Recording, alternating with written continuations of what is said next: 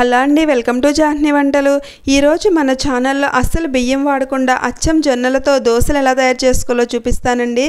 ఇవి బరువు తగ్గాలనుకునే వారికి, డయాబెటిక్ పేషెంట్స్కి చాలా మంచిది. జొన్నలతో చేసిన ఈ దోశలు నార్మల్ దోశల కంటే కూడా చాలా టేస్టీగా ఉంటాయి. ఇలాంటి టేస్టీ అండ్ హెల్తీ దోశల కోసం ముందుగా ఒక బౌల్ తీసుకుని దానిలో ఒక కప్పు మినపప్పు వేసుకోవాలి. మనం తీసుకున్న ఒక కప్పు మినపప్పుకి ఒక చెంచా శనగపప్పు వేసుకోవాలి. అలానే ఒక చెంచా మెంతులు వేసుకోవాలి. తర్వాత ఒక చెంచా సగ్గుబియ్యం వేసుకోవాలి. వేసుకుని సరిపడా నీళ్లు పోసుకోవాలి. పోసుకుని ఒకసారి బాగా శుభ్రంగా కడిగి ఈ వాటర్ అన్నీ తీసేసి మళ్ళీ నీళ్లు పోసుకుని నానబెట్టుకోవాలి. తర్వాత వేరొక బౌల్ తీసుకుని దానిలో మనం తీసుకున్న ఒక కప్పు మినపప్పుకి 2 కప్పుల వరకు జొన్నలు వేసుకోవాలి. మీరు తెల్ల జొన్నలైనా తీసుకోవచ్చు, పచ్చ జొన్నలైనా తీసుకోవచ్చు. నేనైతే తెల్ల జొన్నలు తీసుకుంటున్నాను. పచ్చ జొన్నలు అయితే దోశలు కొంచెం చేదుగా ఉంటాయి కాబట్టి తెల్ల జొన్నలు వాడుతున్నాను. ఇలా నీళ్లు పోసుకుని వీటిని కూడా 2-3 సార్లు కడుక్కోవాలి. ఏమైనా తుక్కు లాంటిది ఉంటే వెళ్ళిపోతుంది. ఇలా కడుక్కున్న తర్వాత దీంట్లో సరిపడా నీళ్లు పోసుకుని ఈ జొన్నల్ని 6 నుంచి 7 గంటల పాటు నానబెట్టుకోవాలి. జొన్నలు మినపప్పు కలిపి. ఈ జొన్నలు మామూలు బియ్యంతో పోల్చుకుంటే కొంచెం ఎక్కువసేపు నానాలి. నానడానికి కొంచెం టైం పడుతుంది కాబట్టి 6-7 గంటలు బాగా నానిన తర్వాత ఇలా శుభ్రంగా 4-5 సార్లు మినపప్పు జొన్నలు కూడా కడిగేసి పక్కన పెట్టుకోవాలి. మీకు ఇలా జొన్నలు నానబెట్టుకోవడం, కడుక్కోవడం ఇదంతా ప్రాసెస్ లాగా అనిపిస్తే రెడీమేడ్గా దొరికే జొన్న పిండి అయినా వేసుకోవచ్చు. కాకపోతే దోశలు అంత క్రిస్పీగా రావు, నార్మల్గా కొంచెం మెత్తగా వస్తాయి. ఇప్పుడు ఒక మిక్సీ జార్ తీసుకుని దీనిలో ముందుగా మనం మినపప్పు వేసుకుని సరిపడా నీళ్లు వేసుకుని బాగా మెత్తగా రుబ్బుకోవాలి. ఇడ్లీ పిండి ఎలా అయితే ఉంటుందో ఇడ్లీ పిండి బ్యాటర్ లాగా బాగా మెత్తగా రుబ్బుకోవాలి. ఇలా రుబ్బుకున్న మినపిండిని ఒక బౌల్లోకి వేసుకోవాలి. తర్వాత ఇదే మిక్సీ జార్లోకి మనం ముందుగానే కడిగి పెట్టుకున్న జొన్నలు మొత్తం వేసుకోవాలి. అలానే జొన్నలకు కూడా కొంచెం సరిపడా నీళ్లు పోసి బాగా మెత్తగా రుబ్బుకోవాలి. జొన్నలు నలగడానికి కొంచెం టైం పడుతుంది కాబట్టి నీరు ఒకేసారి కాకుండా కొంచెం కొంచెం పోసుకుంటూ ఇలా బాగా మెత్తగా అయ్యేలా రుబ్బుకోవాలి. ఇప్పుడు ఈ జొన్న పిండిని కూడా మనం ముందుగా రుబ్బి పెట్టుకున్న మినపిండిలో వేసేసుకోవాలి. వేసేసుకుని బాగా కలిసేటట్లు బాగా మిక్స్ చేసుకోవాలి.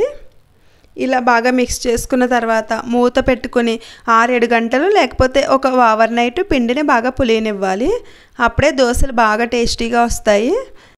నైట్ టైం చాలామంది జొన్న రొట్టెలు తింటారు కదా, అలా జొన్న రొట్టె చేసుకోవడం కష్టంగా అనిపించిన వారు ఇలా దోశలైనా వేసుకుని తినొచ్చు. ఇలా కూడా చాలా ఈజీగా బరువు తగ్గుతారు. చూడండి, ఓవర్ నైట్ ఉండేసరికి పిండి బాగా పులిసింది కదా. మనం ఇంత పిండి ఒకేసారి దోశలు వేసుకోం కాబట్టి మనకు అవసరమైనంత పిండిని బాగా కలుపుకుని ఒక బౌల్లోకి వేసుకోవాలి.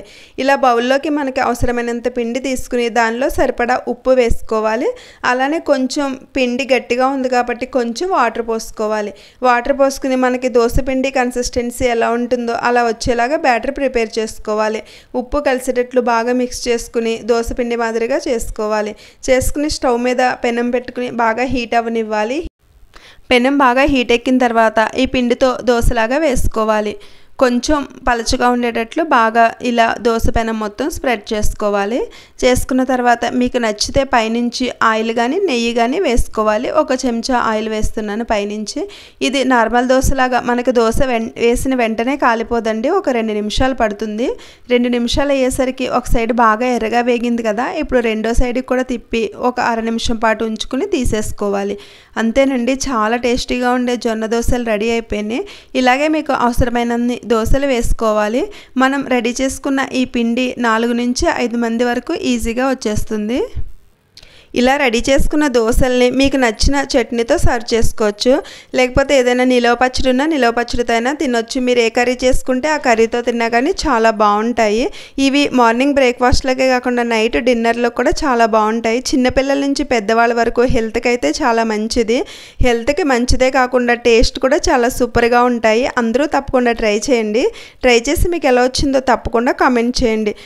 మా వీడియోస్ కనుక నచ్చినట్లయితే తప్పకుండా మా ఛానల్ని సబ్స్క్రైబ్ చేయండి. వీడియో నచ్చితే లైక్ చేయండి, షేర్ చేయండి, కామెంట్ చేయండి. అలానే మీ ఫ్రెండ్స్కి, ఫ్యామిలీ మెంబర్స్ కూడా షేర్ చేయండి. And thanks for watching.